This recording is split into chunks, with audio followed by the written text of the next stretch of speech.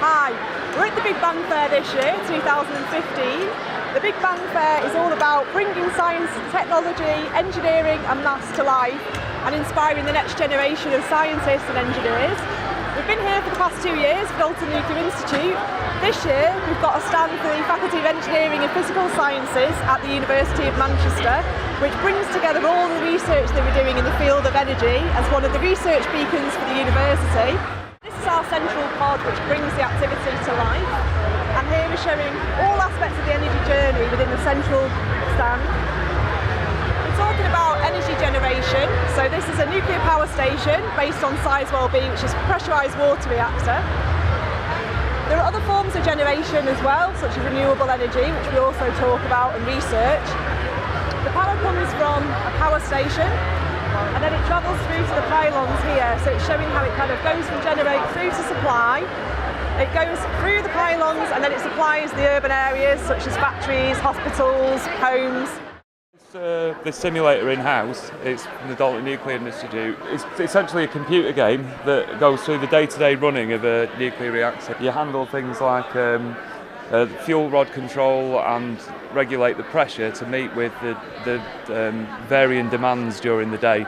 So at night the demand is much lower, and then when people wake up and start putting the kettles on and whatnot, then demand goes up. So what we're trying to teach kids today is why we need this and how it works. Ideally, it steps down the voltage by the ratio of the number of coils, so 800 to 400 coils. So that means that if the voltage coming in is 12 volts, it should go down to 6. But because transformers are not perfect and their energy losses, especially as heat, your laptop charger tends to get really hot, and that's where the energy is going. It gets released as heat. So over here we've got the thermal imaging camera. It's all about insulation, because that's obviously key to conserving energy and making more efficient use of it. Just showing people here the heat generated by a mobile phone and a hand, so you can see how hot it is. So what we're doing is charging up supercapacitors. So these are like batteries, but their architecture is very different.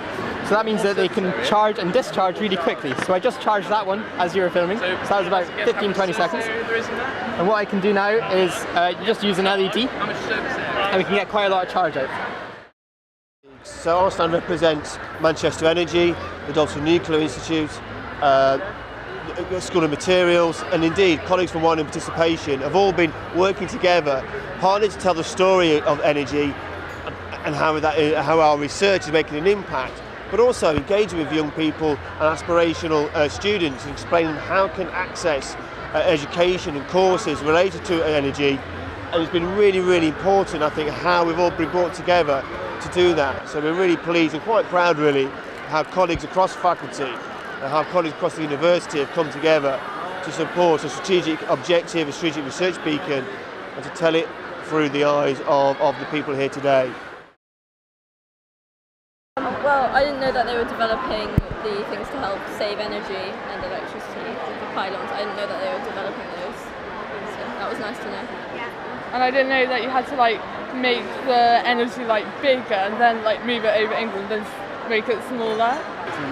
We've learned about preserving energy because we are currently running out of fossil fuels, so we need more energy sources.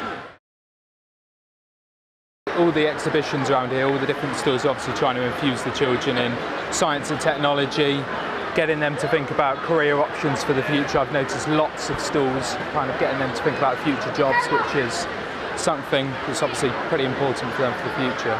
But also what I'm really impressed about is on the stands there's a lot of staff there, and for instance there's some apprentices there that are really showing some inspiration to the children.